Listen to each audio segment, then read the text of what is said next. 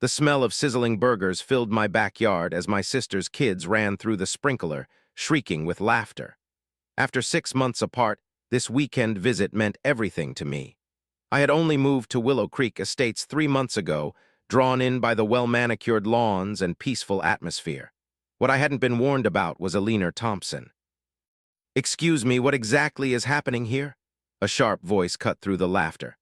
I turned to see a woman in her 50s, her blonde hair styled to perfection, marching across my lawn. She wore a floral blouse buttoned up to her neck, despite the summer heat, and clutched a clipboard like it was a weapon. "Just having a family barbecue," I replied, spatula in hand. "I'm James Davis, just moved in, can I help you?" Her eyes scanned my backyard, narrowing as she counted my sister's kids. "Are these people registered guests?" My sister Melissa gave me a confused look. "Registered," she repeated. "They're my family, they're visiting for the weekend." Alina's posture stiffened. "I'm Alina Thompson, president of the Willow Creek Homeowners Association. According to our bylaws, all visitors must be registered with the HOA office 72 hours before arrival." I let out a laugh, thinking she was joking. "That can't be right. Nobody told me about registering family when I bought the house." "It's in the covenant you signed, Mr. Davis," she said coolly. "Page 47, bylaw 3.12. She pointed toward my sister's minivan in the driveway. "That vehicle is also parked improperly. That's 2 violations already." Melissa frowned. "The kids are just playing, they're not being excessively loud." Alina ignored her completely. "As HOA president, I must enforce community standards. Consider this your first formal warning." She scribbled something onto her clipboard. 3 warnings result in fines." I put down the spatula, my patience wearing thin. "Look, I wasn't aware of this rule. Now I know. I'll register them first thing Monday." "That's not how it works." Alina's fake smile tightened. "They need to leave immediately and return after proper registration. Rules maintain our property values, Mr. Davis." A voice from behind interrupted her. "Alina, is it?" My father stood from his seat on the patio, stepping forward. At 65, Judge William Davis didn't need to raise his voice to command attention. "Are you suggesting my grandchildren can't visit their uncle without paperwork?" His tone was calm, but something about it made Alina's confidence falter for just a second. "And you are?" she asked. "William Davis, federal judge, Eastern District." I saw the wheels turning in Alina's head as she straightened her blouse. "Even judges must follow HOA regulations, sir. The rules apply to everyone equally." Dad nodded, his face unreadable. "Fascinating interpretation. I'd be interested to see the legal precedent supporting an HOA's authority to restrict family visitation rights on private property." Alina's face turned a shade paler. "The covenant is a binding contract, Judge Davis. Your son agreed to these terms." "Did the terms explicitly state that family members require pre-approval?" Dad asked mildly. Alina hesitated, then recovered. "It says all visitors. Now I'll overlook this violation just this once, but please ensure all future guests are properly registered." And with that, she turned and marched away. Dad sat back down, watching her go. Interesting woman. Melissa shook her head. "Does she always patrol people's backyards?" "First time I've seen it," I muttered. "Probably nothing to worry about." We resumed our barbecue, but something felt off. The relaxed mood had vanished. My 7-year-old nephew, Jacob, tugged on my shirt. "Are we gonna get kicked out?" he asked, wide-eyed. I ruffled his hair. "Of course not, buddy. That lady just takes rules way too seriously." Later that evening, after the kids were asleep, Dad and I sat on the patio with beers in hand.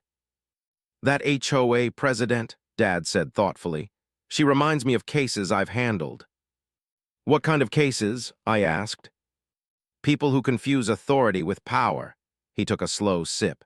"I'd suggest reading your HOA covenant very carefully, son." I shrugged. "It's probably nothing, just an overzealous board member." Dad didn't sound convinced. "In my experience, people who monitor children playing in backyards rarely stop there." I had no way of knowing how right he was. Or that Alina Thompson had security cameras installed at every neighborhood entrance. Or that, even as we sat there, she was already emailing other board members about my problematic attitude toward community standards. Sunday afternoon, my sister's family packed up and headed home. By Monday morning, I stepped onto my porch to find a formal written warning taped to my door. In bold red letters, it cited 3 violations from the weekend. 1. Unregistered guests. 2. Noise disturbance. 3. Improperly parked vehicle. Next to it was a flyer for the upcoming 4th of July celebration, hosted, of course, by none other than Alina Thompson, Grand Marshal. I sighed this wasn't over. That evening, I received an unexpected visit. "Happy birthday to you!" Mom's off-key singing filled my kitchen as she carried in a homemade chocolate cake, candles flickering. Dad followed behind, a wrapped gift in hand. Their surprise visit for my 35th birthday instantly lifted my spirits after an exhausting work week. "You guys didn't have to drive 3 hours just for this," I said, genuinely touched. "Nonsense," Mom replied, setting the cake down. "We'd never miss your birthday." We moved to the front porch with glasses of iced tea, enjoying the quiet evening. Dad asked about work, and I told him about my recent promotion. Everything felt perfect. Then I saw it.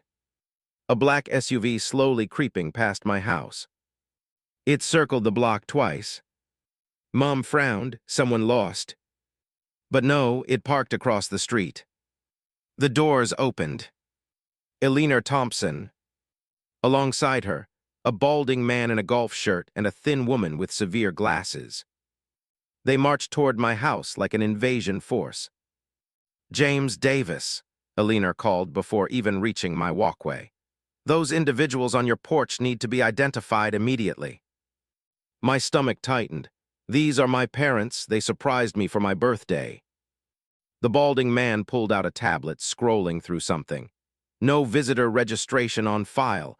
That's violation number 2, Davis," he smirked.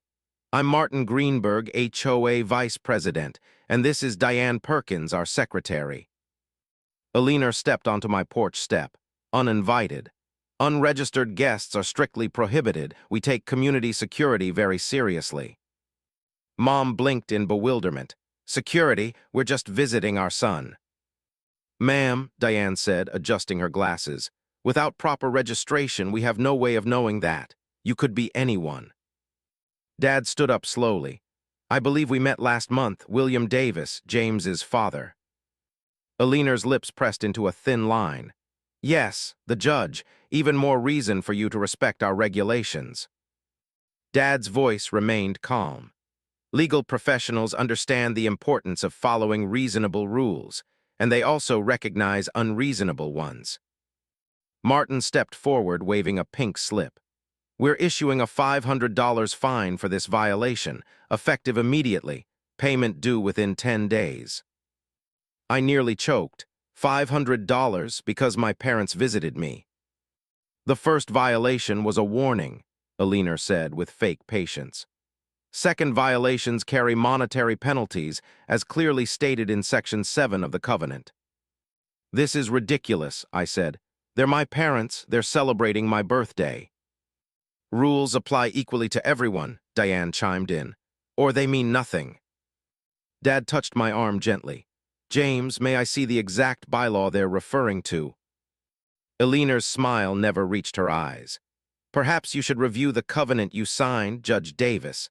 This isn't your courtroom. We operate under rules our community agreed upon." Martin lifted his phone and started taking photos of my parents' car. "Is that really necessary?" Mom asked. "Completely," Alina replied. "We document all violations with photographic evidence." And with that, they turned and walked away, their formation perfectly in sync. I watched them leave, feeling a mix of rage and disbelief. Across the street, curtains shifted. Neighbors had been watching. Some disappeared quickly when I glanced their way.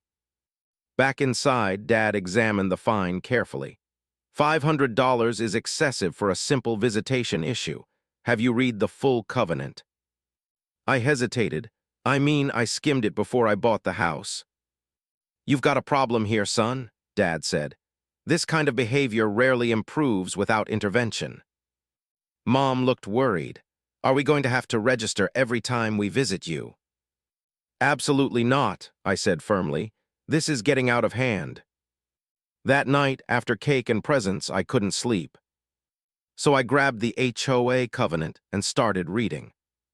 Sure enough, there was a visitor registration policy.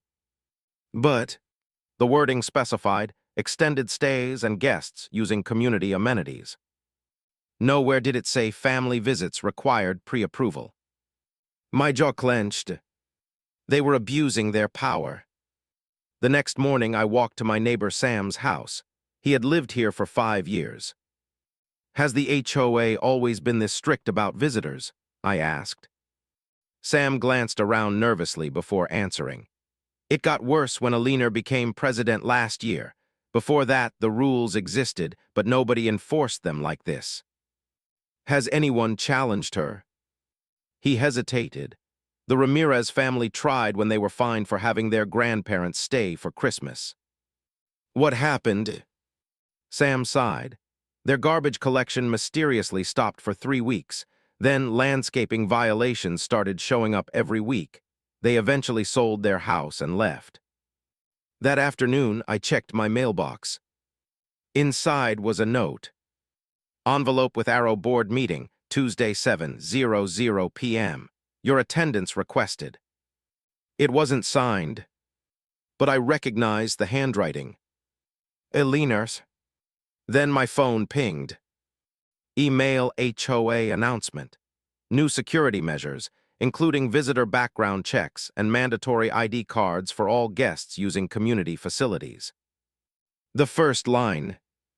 Due to recent security concerns regarding unauthorized visitors. I stared at my screen. Then another email arrived. Envelope with arrow from an anonymous sender. Don't fight them, they always win. And then, mobile phone text from an unknown number. Tuesday's meeting isn't optional if you want to stay in good standing. I glanced out my window at the perfectly trimmed lawns and identical mailboxes. For the first time, Willow Creek Estates didn't feel like a dream neighborhood.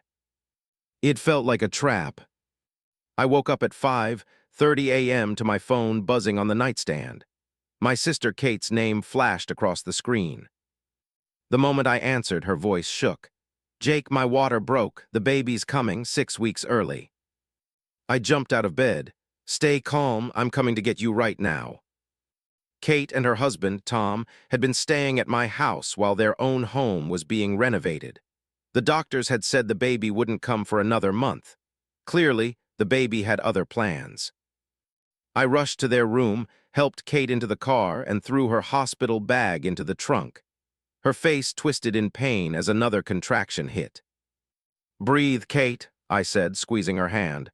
We'll be at the hospital in 15 minutes. I backed out of the driveway. Police car light blinding headlights flooded my vision. A black SUV had pulled up, blocking my exit. I slammed the brakes, my heart pounded. The driver's door opened. Alina Thompson. She was flanked by Martin Greenberg and 2 other HOA board members. They stood in my driveway, arms crossed, blocking the road. Going somewhere with unregistered guests, Mr. Davis? Alina asked, pointing at Kate, who was now moaning in pain in the passenger seat. My blood boiled. My sister is in labor, move your car now. Alina didn't budge. You should have thought about emergency situations before breaking our rules repeatedly. Tom ran up, panic on his face. Please, our baby is coming early. We need to get to the hospital. Martin pulled out his phone. More violations to document. I couldn't believe what was happening. Are you serious? This is a medical emergency. Alina checked her watch. I'll need to see a doctor's note confirming this isn't just another attempt to bypass our visitor policy. Kate let out a scream. Blood was on her pants. Call an ambulance, I shouted at Tom, who was already dialing. For the first time, Uncertainty flickered across Alina's face.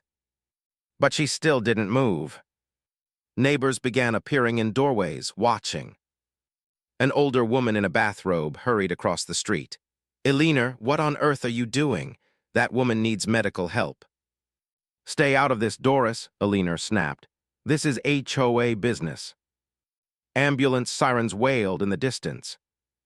The paramedics had to park on the street because Alina's SUV was still blocking the driveway. They pushed a gurney around the vehicle, quickly assessing Kate. "Her blood pressure is dangerously high," one of them muttered. "We need to move now." They loaded her into the ambulance. Tom climbed in beside her. "I'm coming with you." I turned to Alina, rage boiling over. "Move your car now." She folded her arms.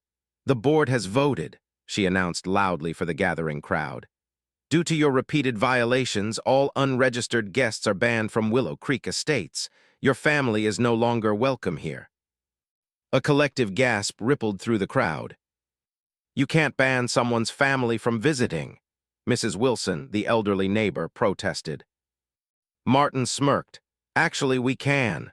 He held up his tablet.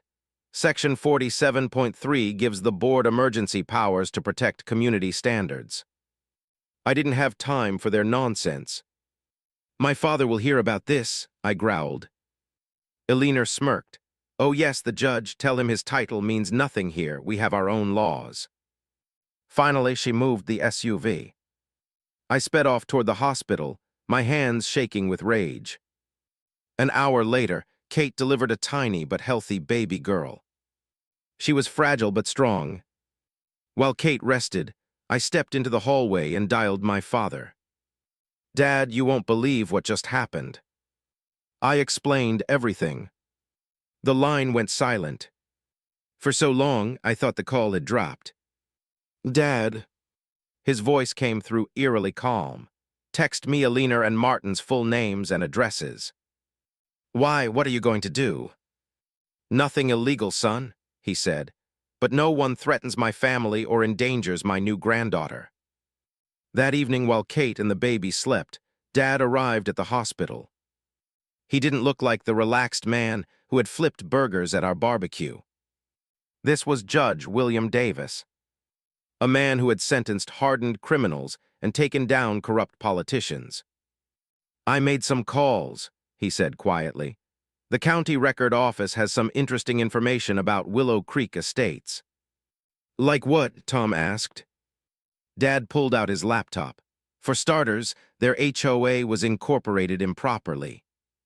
My eyes widened. Meaning half their bylaws were never legally filed with the county. And Alina Thompson, Dad's eyes gleamed.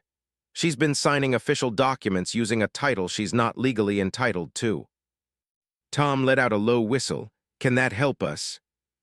Dad smirked. "That's just the beginning." He scrolled through his files. Martin Greenberg's landscaping company has an exclusive contract with the HOA. "That's not illegal," I said. Dad turned his screen toward me. "Except the HOA is paying him triple the market rate for services, and guess who approves those payments?" I felt my stomach drop. Alina. A plan was forming. I could see it in Dad's face. "Jake," he said, "I need you to do something. When you get home, check your mailbox. There should be a letter about your property taxes." "Why does that matter?" Dad's smile was cold. "Because your property taxes fund the county government, and I happen to know someone who chairs the county oversight committee." As we talked, my phone pinged. New email, HOA announcement. Stop sign new security measures. All visitors must now present HOA approval before entering the community. Attached was a picture of orange cones blocking the entrance to Willow Creek Estates. A makeshift security checkpoint. My blood boiled. I turned my phone toward Dad. "They've lost their minds." He nodded, his face unreadable. "What they're doing isn't just mean-spirited. Some of it is actually illegal." As visiting hours ended, Dad insisted on driving me home. As we approached the neighborhood, we saw it. Construction, the visitor checkpoint. Martin sat in a folding chair, clipboard in hand. When we rolled down the window, he smirked. Your father can enter, but he needs to register for future visits. New policy. Dad leaned forward. Under whose authority are you restricting access to a public road? Martin's smirk faded. The HOA board's authority. Interesting, Dad cut him off. Because according to county records, this entrance road is public property. Martin's face fell. Dad smiled. I suggest you check your facts. And without another word, we drove through. But this battle was far from over. The next morning, I checked my mailbox like Dad had instructed. Inside was the usual junk mail, credit card offers, local coupons, until I saw two letters that made my blood pressure spike. The first was a county property tax notice. The second, a certified letter from the HOA. I ripped it open. Envelope with arrow, notice of violation. Due to a pattern of visitor violations, you are being fined $1,500. Failure to pay within 30 days will result in lien proceedings against your property. A lien? They were threatening to put a lien on my house over guest registration violations. I clenched my jaw. Dad took the letter, read it carefully, then folded it neatly. Then, to my shock, he smiled. Perfect, he said. This is exactly what we needed. How is this good news? I snapped. Dad placed a hand on my shoulder. Because now they've put their illegal actions in writing, and that's exactly what a judge likes to see. I woke the next morning to the sound of car doors slamming. I pulled open the blinds and nearly dropped my coffee. Police car light, 3 official-looking vehicles with county government seals were parked in front of the HOA Community Center. Men and women in business attire were carrying boxes and briefcases inside. My phone buzzed. Envelope with arrow text from Mrs. Wilson. Something big is happening at the HOA office. Alina looks furious. I threw on clothes and hurried outside. A small crowd of neighbors had already gathered, whispering. At the front door, Alina stood, red-faced, arguing with a tall woman in a gray suit. You can't just barge in here demanding documents, Alina snapped. This is private property. The woman held up a court order. Actually, Miss Thompson, this is a legal inspection under County Code 43.7. We have the authority to review all financial and operational records. Martin came running up, still in his bathrobe. What's going on? Someone whispered, the County Oversight Committee is conducting a surprise audit. I felt a tap on my shoulder. It was Dad, looking shockingly well-rested for someone who had been up half the night, plotting Alina's downfall. Morning, son, he said casually. Lovely day, isn't it? I stared at him. Dad, did you do this? His expression remained neutral. Let's just say I made a phone call to an old friend. Judge Martinez chairs the County HOA Oversight Committee. I blinked. There's a committee for that. Most people don't know, Dad said. That's how certain HOAs get away with overstepping their authority until someone challenges them. Alina spotted us watching and stormed over. She pointed a finger at Dad. You, this is your doing, isn't it? Well, you'll find nothing wrong with our records.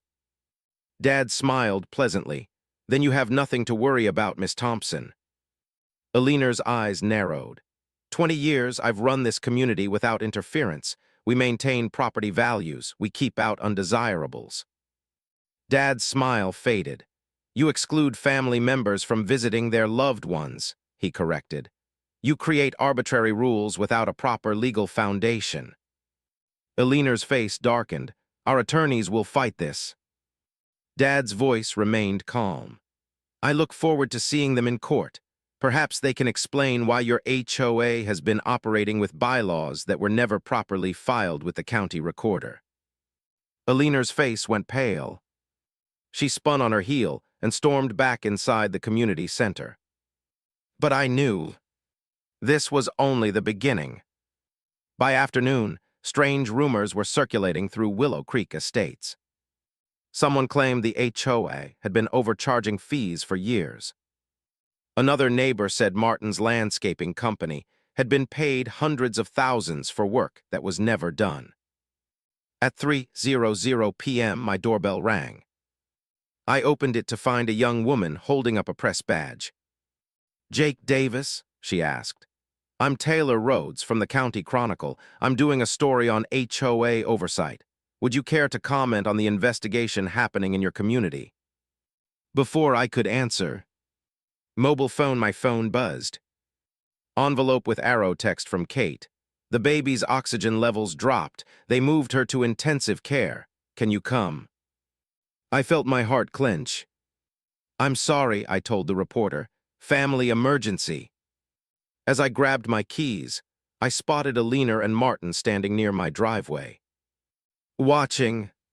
Waiting." Alina crossed her arms. "Going somewhere, Mr. Davis, perhaps to see those unregistered family members." I was done. I marched up to them, my phone recording in my pocket. "Let me make this absolutely clear," I said, my voice steady. "If you interfere with me visiting my family during a medical emergency again, I will personally ensure that every news outlet in this county knows your names and faces." Alina took a step back. "Furthermore," I continued, "the county investigators have already requested interviews with all board members. I suggest you prepare to explain why you're using HOA authority to conduct personal vendettas." I jumped in my car and sped toward the hospital, my hands shaking with anger. When I arrived, Dad was already in the waiting room, comforting Tom. "They've stabilized her," Dad told me softly. "She's going to be okay." I let out a breath I didn't know I was holding. Thank God. As we sat in the waiting room, Dad pulled me aside. "The investigation is turning up more than expected," he said quietly. "The county found financial records hidden in a separate filing cabinet. And—" Dad's expression darkened. "Martin's landscaping company has been receiving triple the market rate for services, and Alina." He showed me a printed document. "She's been approving payments to a consulting firm owned by her sister." My stomach turned. "So they're stealing from us." Dad nodded. "And there's more. They've been selectively enforcing rules to target specific homeowners." My jaw clenched. "So what do we do next?" Dad glanced at his watch. "We go to the emergency HOA meeting, and we end this." That evening, I walked into the packed community center. At the front of the room, Alina and Martin sat at a long table looking nervous. "Due to concerns raised by residents and county officials," Alina began stiffly, "we are conducting this emergency meeting to address questions about HOA operations." A neighbor immediately stood up. "Is it true you've been giving contracts to companies you personally benefit from?" Alina's fake smile cracked. "That allegation is under review." "What about banning family members from visiting?" Another voice shouted. And just like that, the entire room erupted. The community center erupted into chaos. Neighbors shouted over each other, demanding answers. Years of frustration boiled over in real time. "You banned my grandkids from visiting me. Why did my renovation request get denied, but your house got approved overnight? Where's the money from the canceled community pool project?" Alina's fake composure cracked. "This meeting is getting out of hand." Martin banged a gavel. "Order, orders." But no one was listening. I felt a tap on my shoulder. It was Taylor Rhodes, the county reporter. "Quite a story unfolding here," she whispered. "Care to comment now?" Before I could respond, Alina's voice sliced through the noise. "This is all because of HIM." Every head turned. She was pointing at me. "Jake Davis and his judge father are trying to destroy everything we built. They're outsiders who don't understand our community values." The room fell silent. I stood slowly, fully aware that whatever I said next would be quoted in tomorrow's newspaper. "I moved here because I loved this community. I began. All I wanted was for my family to visit occasionally without being treated like criminals. People nodded in agreement. But this isn't about visitor policies anymore, I continued. It's about accountability. It's about whether a small group of people can create their own laws and enforce them however they please. Aliner's face twisted with rage. You have no proof of wrongdoing. This is character assassination. That's when a tall woman from the county stepped forward. Actually, Miss Thompson, she said, holding up a legal document, we have substantial evidence of financial impropriety. A hush fell over the room. This meeting is now adjourned pending completion of our investigation, she announced. The county is temporarily freezing all HOA funds and suspending the board's authority. Gasps echoed through the room. Martin's head dropped into his hands. Neighbors whispered in shock. Aliner was speechless. The meeting ended in chaos. I barely made it to the parking lot before Aliner and Martin cornered me, their faces contorted with rage. You've declared war on the wrong people, Aliner hissed. We have connections throughout this county, Dad stepped forward. So do I, Miss Thompson. The difference is mine are within the law. Asterisk as we walked toward our cars, my phone pinged. Breaking news. County launches criminal probe into Willow Creek HOA. Board members face possible fraud charges. I showed Dad the screen. He smiled. Tomorrow is going to be interesting. Asterisk the next morning, rain pounded against my windows. By 6:00 a.m., the HOA Community Center was swarming with officials. My phone buzzed nonstop. Text from Mrs. Wilson. Aliner, trying to destroy documents before the county gets them. Text from an unknown number. Back off or your house burns next. I clenched my jaw. This wasn't over. It was just getting started. By noon, my house was buzzing with activity. Neighbors poured in, sharing documents, stories, and violations that had been buried for years. Mrs. Patel sat at my dining table, flipping through financial records. I found something huge, she said. Remember the community pool project that got canceled 3 years ago? Yes, she spread out bank statements. HOA collected $200,000 for it. The money disappeared. Asterisk, Dad leaned over. I'll tell you exactly where it went, he muttered, flipping to another document. A bank account in Bermuda. That evening I heard shouting outside. I opened the door to see Martin storming up my driveway. His face was red with fury. You ruined everything, he screamed. 15 years building this community and you destroy it in 1 month? Officer Jenkins, who had been patrolling the neighborhood, immediately stepped in. You need to leave immediately. Asterisk Martin pointed directly at me. This neighborhood was perfect before he moved in asterisk misses. Patel stepped forward. Perfect, she scoffed. My family endured 3 years of random inspections after we put up Diwali decorations. Tell them about that perfection. Asterisk more neighbors emerged from their houses. One man spoke up. Actually, I just got an offer on my house, $20,000 above asking. Turns out people want to live in neighborhoods without corrupt HOAs. Martin's face crumpled. Police cruisers pulled up. They led him away. As the door slammed shut on the police car, neighbors cheered. I exhaled. 1 down. 1 to go. That night I was working on my laptop when a knock came at my back door. I opened it to find Mrs. Schmidt, the former HOA board secretary. She looked nervous. I shouldn't be here, she whispered. But you need to know Aliner kept files on everyone. Stomach sank. What kind of files? Blackmail, photos, personal information. She has something on the judge assigned to your case. She's planning something at tomorrow's court hearing. Asterisk, I immediately called Dad. His voice hardened. I'll take care of it. The next morning, I walked up the courthouse steps. Reporters swarmed. Aliner arrived, wearing an expensive suit. She looked confident until she saw the new judge, a stern woman, one my father had never met. One immune to Aliner's influence, her lawyer stood dramatically. Your Honor, this entire case is a personal vendetta by Judge Davis against my client. The judge peered over her glasses. Reviewed the evidence, she said flatly. This appears to be financial fraud, not a dispute over rules.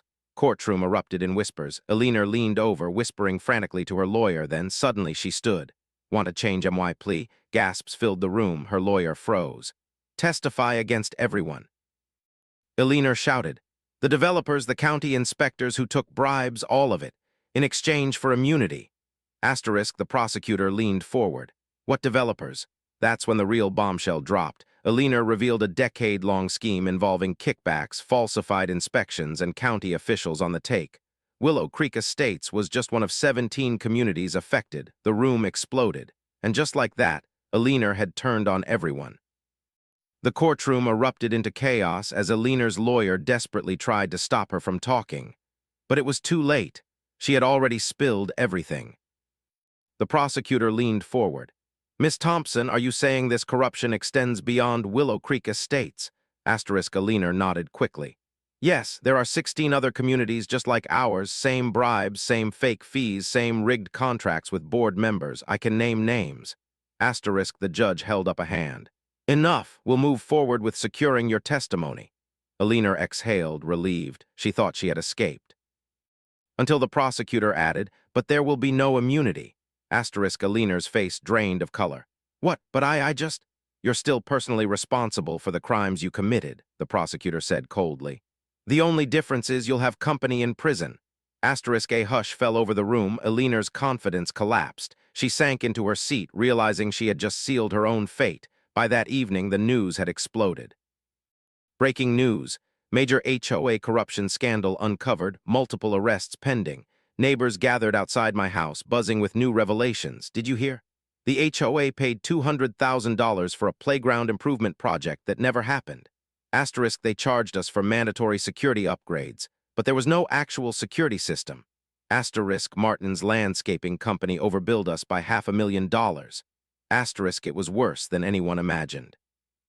The HOA had been stealing from homeowners for over a decade, and now they were all going down. That night I sat in my backyard watching the sunset. My phone buzzed. Text from Dad. "Turn on the news. You'll want to see this." I grabbed the remote and flipped to the local station. The reporter stood outside the county courthouse.